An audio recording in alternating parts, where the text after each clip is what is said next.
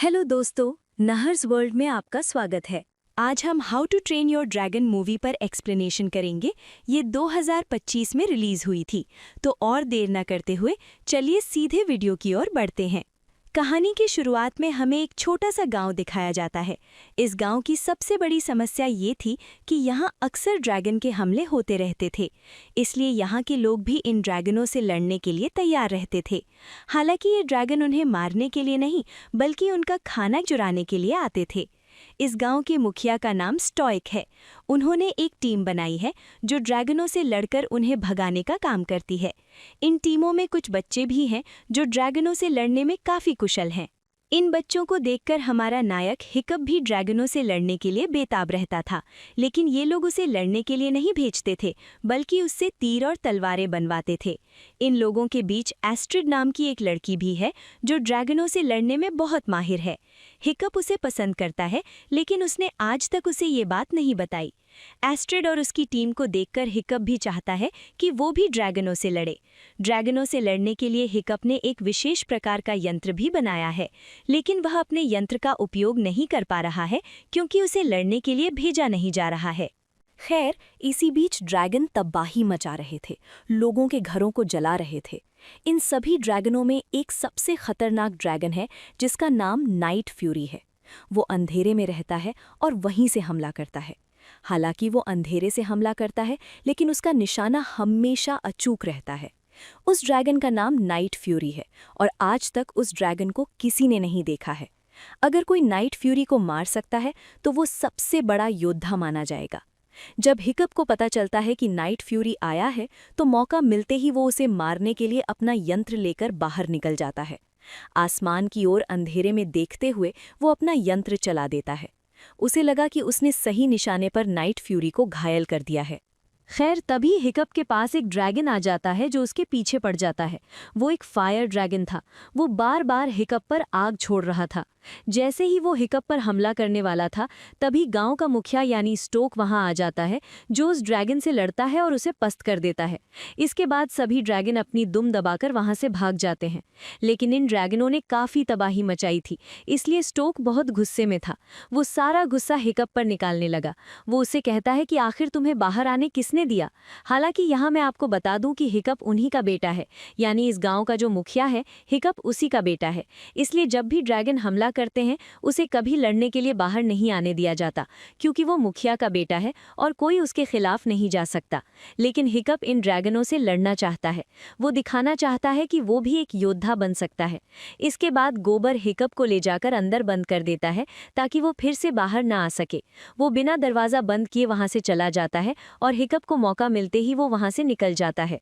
इधर स्टोइक दरबार में उपस्थित सभी लोगों से कहता है कि ये ड्रैगन दिन ब दिन हमें परेशान कर रहे हैं और हमारा सारा खाना खा रहे हैं। इसलिए हमें इन ड्रैगनों को ख़त्म करना होगा, नहीं तो आने वाले समय में हमारे पास खाने के लिए कुछ नहीं बचेगा। अब मुखिया की बात सुनकर सभी सहमत हो जाते हैं और इसके बाद ये लोग ड्रैगनों को मारने की योजना बना लेते हैं। यहाँ हमें गोथी नाम की एक महिला दिखाई जाती है जो मुखिया को सलाह देने का काम करती है। लोगों का मानना है कि उसके पास कुछ शक्तियाँ हैं जिससे वो समझ सकती है कि क्या करना सही होगा और क्या गलत। मुखिया की बात पर वो कहती है कि हाँ, यही सही समय है, हमें ड्रैगनों को ख़त्म कर देना चाहिए। गोथी की बात सुनकर स्टोइक अपने सभी लोगों के साथ ड्रैगनों के घोंसले की तलाश में निकलने वाला था। उनका उद्देश्य ड्रैगनों के घोंसले को ढूंढना और उसे नष्ट करना था। लेकिन यहाँ से जाने से पहले वो गोबेर से मिलने जाता है, जो जैसा कि मैंने आपको पहले बताया कि एक ट्रेनर है। स्टोक उससे मिलकर कहता है कि मैं चाहता हूं कि तुम मेरे बेटे को प्रशिक्षित करो ताकि वो भी ड्रैगन का शिकार कर सके। आने वाले समय में मैं चाहता हूं कि मेरी जगह मेरा बेटा मुखिया बने। मैं कुछ दिनों के लिए बाहर जा रहा हूं, लेकिन इन दिनों तुम्हें उसे अच्छी तरह प्रशिक्षित करना होगा ताकि वो एक अच्छा शिकारी बन सके। इसके बाद दृश्य बदलता है और हम हिकअप को देखते हैं, जो घूमते हुए जंगल की ओर गया था। जंगल के बीच में उसे एक बहुत ही अजीब तरह से टूटा हुआ पेड़ दिखाई देता है। जब वो थोड़ा और आगे जाकर देखता है तो उसे ऐसी चीज़ दिखाई देती है जिसे देखकर वो बहुत हैरान रह जाता है। दरअसल वो उसी ड्रैगन को देखता है जो बहुत प्रसिद्ध था। मैं नाइट फ्यूरी की बात कर रहा हूँ, जिस पर हिकअप ने रात में हमला भी किया था। हिकअप के पास उसे मारने का बहुत अच्छा मौका था। वो कोशिश भी करता है, लेकिन वो मार नहीं पाता। जब वो उसकी आंखों में देखता है तो उसका दिल पिघल जाता है। वो उसे मारता नहीं बल्कि उसे आज़ाद कर देता है। आज़ाद होते ही ड्रैगन उसकी ओर दौड़ता है और उसे देखकर चिल्लाता है, लेकिन उस पर हमला नहीं करता। वो उड़कर वहां से जाने की कोशिश करता है, लेकिन उड़ नहीं पाता और नीचे गिर जाता है। यहाँ हिकअप भी बहुत डर गया था, इसलिए वो अब उसके पास नहीं जाता बल्कि घर चला जाता है। घर पहुंचते ही हमें पता चलता है कि उसके पिता काफ़ी समय से उसका इंतजार कर रहे थे। वे हिकअप को उसकी कुल्हाड़ी देते हैं और उससे कहते हैं कि अब तुम्हें ड्रैगन का शिकार करना सीखना होगा। क्या तुम नहीं कह रहे थे कि तुम ड्रैगन का शिकार करना चाहते हो? तो अब सही समय आ गया है। लेकिन समस्या ये थी कि अब हिकअप का मन बदल गया था। हालांकि वो अपने पिता से कहता है कि मैं शिकारी नहीं बन पाऊंगा, मैं उसके योग्य नहीं हूं।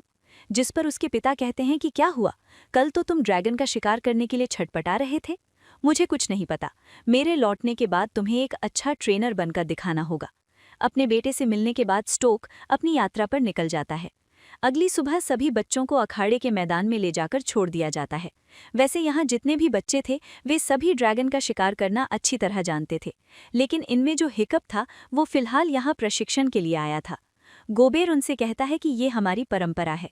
इस अखाड़े के मैदान में आप सभी को खुद को साबित करना होगा। जो ड्रैगनों को वश में कर पाएगा उसे प्रथम श्रेणी का हत्यारा यानी फर्स्ट रेट किलर माना जाएगा और बड़ों के सामने सम्मानित किया जाएगा। उसे ही पहला ड्रैगन मारने का मौका मिलेगा। तो इतना सब कहने के बाद उनके बीच एक ड्रैगन लड़ने के लिए छोड़ दिया जाता है। जो इस ड्रैगन को वश में कर पाएगा वही आज का खेल जीतेगा। फिलहाल कोई ऐसा नहीं कर पाता, सभी असफल हो जाते हैं। वो ड्रैगन हिकअप पर हमला भी करने वाला था, लेकिन गोबर सही समय पर आकर उसे बचा लेता है।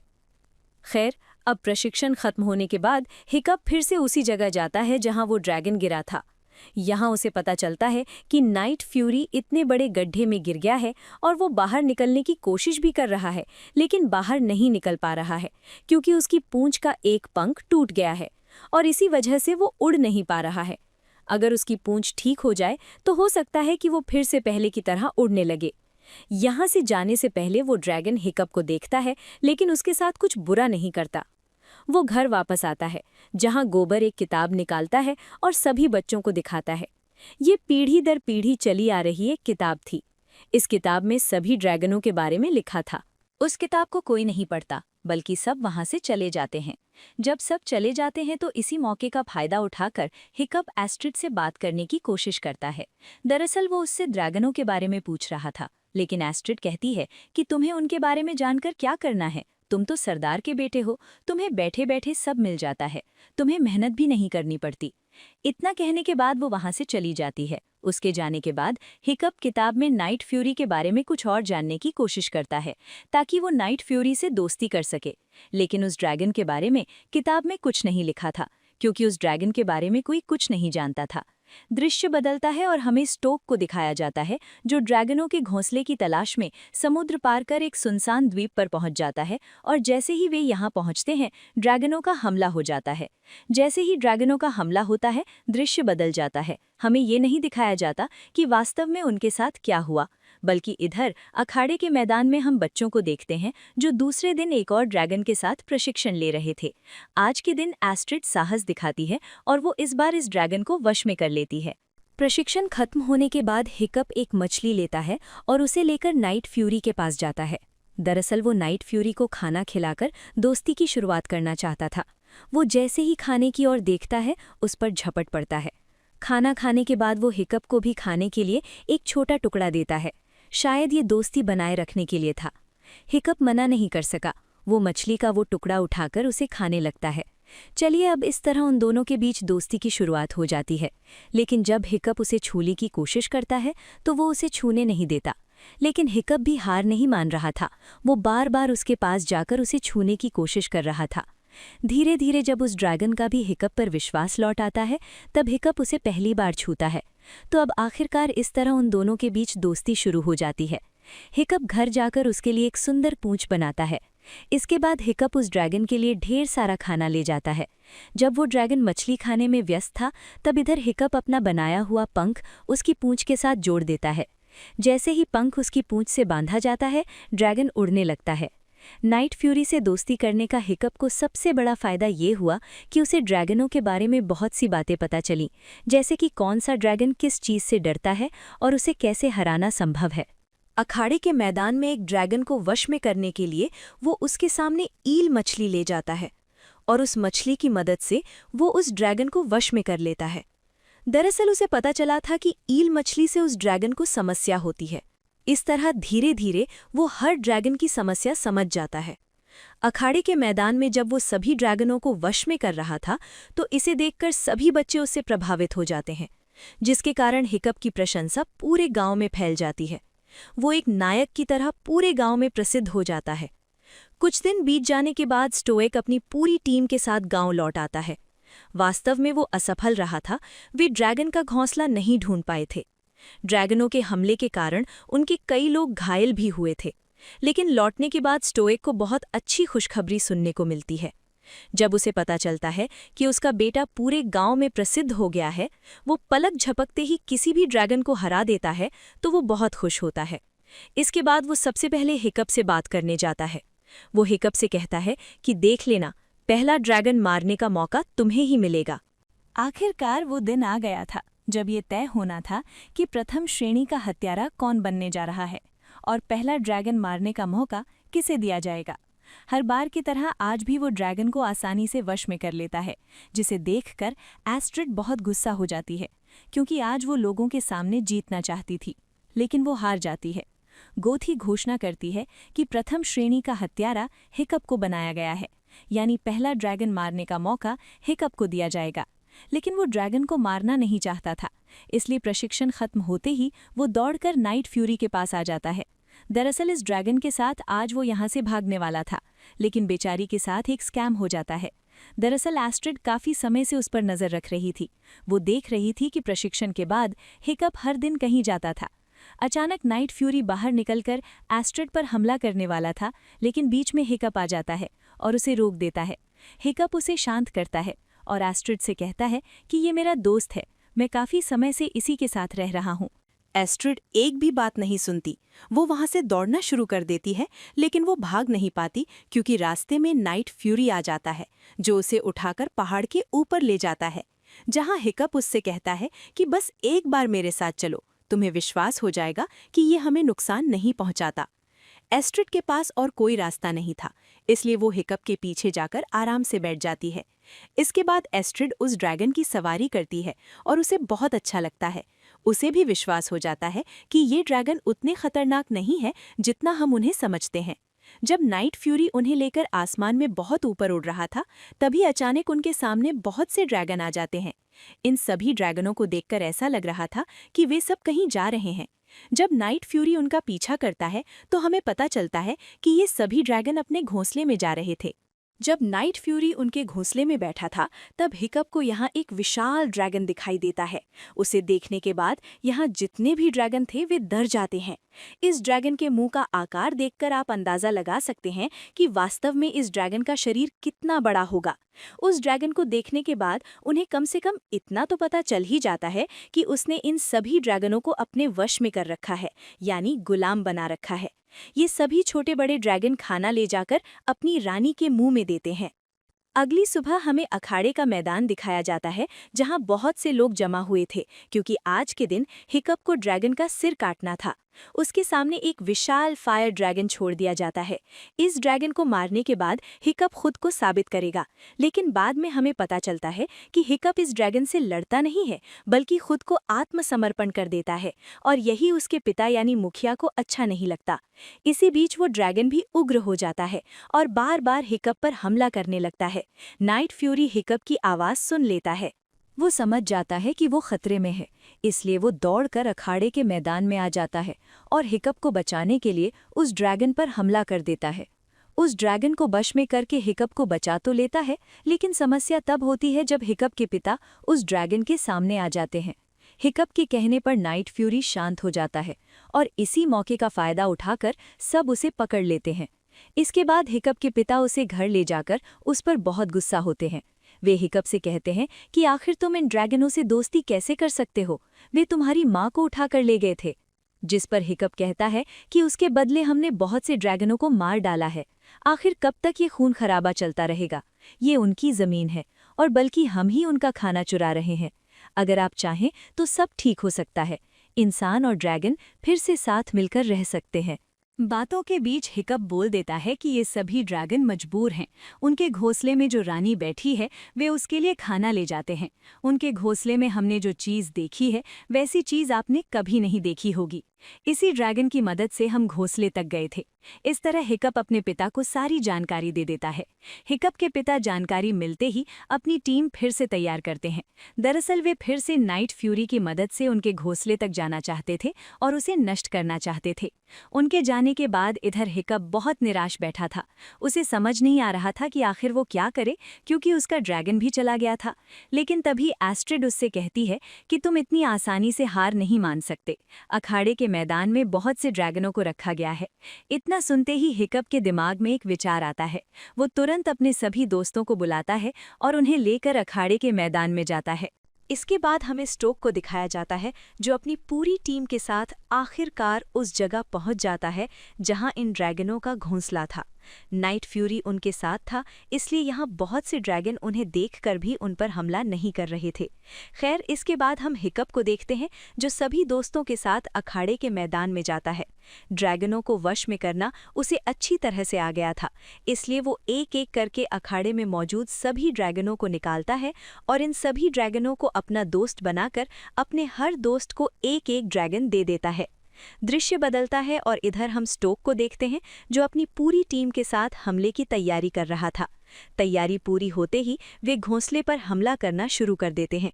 सभी ड्रैगन अपनी जान बचाने के लिए घोंसले से बाहर निकल आते हैं और वे इंसानों से लड़ते नहीं हैं, बल्कि उड़कर वहां से चले जाते हैं। उनके साथ लड़ने वाला जो ड्रैगन था वो बाद में जागता है। मैं उस ड्रैगन की बात कर रहा हूँ जो उनकी रानी थी। वो जैसे ही घोंसला तोड़कर बाहर आती है, इतने बड़े ड्रैगन को देखकर ये सभी इंसान बहुत डर जाते हैं। वो अकेले ही उनकी सभी नावों को जलाकर राख कर देती है। ठीक उसी समय उस ड्रैगन पर हमला होता है। दरअसल हिकअप अपने सभी दोस्तों के साथ ड्रैगन की पीठ पर सवार होकर यहाँ आ गया था। हिकअप के जो दोस्त थे वे बड़े ड्रैगन पर चारों तरफ से हमला कर रहे थे। इसी मौके का फायदा उठाकर हिकअप नाइट फ्यूरी के पास उसे आज़ाद करने जाता है, लेकिन वो जंजीरों से बंधा था। हिकअप उसे छुड़ा नहीं पाता। ठीक उसी समय वो बड़ा ड्रैगन उन पर हमला कर देता है, जिससे हिकअप और उसका ड्रैगन दोनों पानी में डूब जाते हैं। नाइट फ्यूरी को बचाने के लिए हिकअप नीचे जाता है, लेकिन तभी उसके पिता आ जाते हैं, जो उसे पीछे से खींचकर ऊपर ले आते हैं। बेटे को बाहर निकालने के बाद वे फिर से पानी के अंदर जाते हैं और इस बार वे नाइट फ्यूरी को बचाने के लिए गए थे। यानी अब उन्होंने भी ड्रैगनों को स्वीकार कर लिया था। वे अपने बेटे से कहते हैं कि मुझे तुम पर गर्व है। इसके बाद हिकअप अपने सभी दोस्तों के साथ मिलकर उस ड्रैगन पर हमला करता है। लड़ाई के दौरान हिकअप को एहसास होता है कि इस ड्रैगन के भी बड़े बड़े पंख हैं। पंख देखकर हिकअप के दिमाग में एक विचार आता है। वो उस ड्रैगन को उकसाता है। इसके बाद उसे लेकर आसमान की ऊंचाई पर जाता है, जहां नाइट फ्यूरी को मौका मिलता है। वो बार बार उस ड्रैगन के पंखों पर हमला करता है। उसके पंख अब उड़ने लायक नहीं थे और ये बात वो ड्रैगन नहीं जानता था। नाइट फ्यूरी उसे उकसाता है और उसे लेकर ज्वालामुखी की ओर जाता है। वो ड्रैगन भी बहुत गुस्से में था और नाइट फ्यूरी के ही पीछे पड़ा था। मौका पाकर नाइट फ्यूरी तो उड़कर निकल जाता है, लेकिन ये ड्रैगन उड़ नहीं पाता। वो जाकर ज्वालामुखी में गिर जाता है। जैसे ही वो ज्वालामुखी में गिरता है, वैसे ही एक जोरदार धमाका होता है। इस समय नाइट फ्यूरी उस ड्रैगन की पूंछ से घायल हो जाता है।